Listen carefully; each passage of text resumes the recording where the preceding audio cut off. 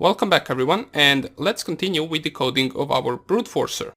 You will notice right away that we're going to start it rather the same as our vulnerability scanner by prompting the users to input 3 different things that we are going to store into 3 different variables and use throughout our program.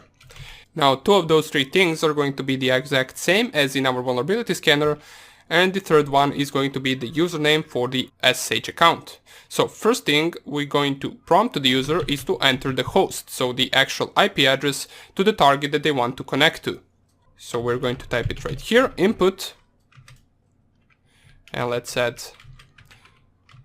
the plus sign, and then target address, so the user can specify the target address.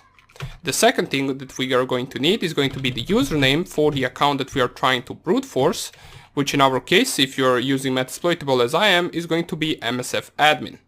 Alright, so we're going to input right here, add the plus sign once again, and SSH username.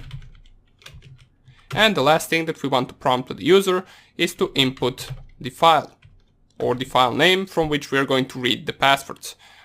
Alright, so input file, let's call it like that, and we're going to type input, single quotes, plus sign, and then passwords file. Alright, so simple as that. Once the user specifies all of these 3 things, we are ready to start running our program. The first thing that we're going to take a look at is whether the username specified the actual password file correctly, and we're going to do that using the OS library. So we're going to see whether this file actually exists. If it doesn't exist, we're going to print to the user file doesn't exist. Okay, so now in order to actually do that, we're going to use an if statement, and we're going to call the OS library with the path and .exists. Now this os.path.exists will check for a specified path, whether that path simply exists or not. Basically it performs the same thing as its name says. So os.path.exists, and in the brackets we specify the actual path to the file. So in our case that will be input file, and if it equals to false, since this actual function will return true and false, true if the file exists and false if it doesn't exist. So in this case, if it doesn't exist, we're going to print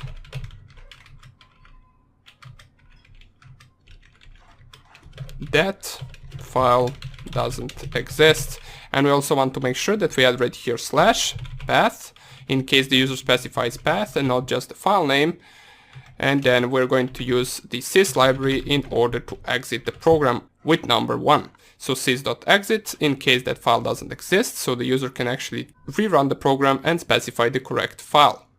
Right now that we did all of this, we need to actually proceed with the main part of the program, which is going to be the comparison of the passwords with the SSH client. So in order to do that, we're going to have to open file first. And to open this passwords file, we simply just use the same thing as from the vulnerability scanner, which is the statement with open, and then we specify the file name. In our case, it is stored inside the input file variable, and then we open it up for reading.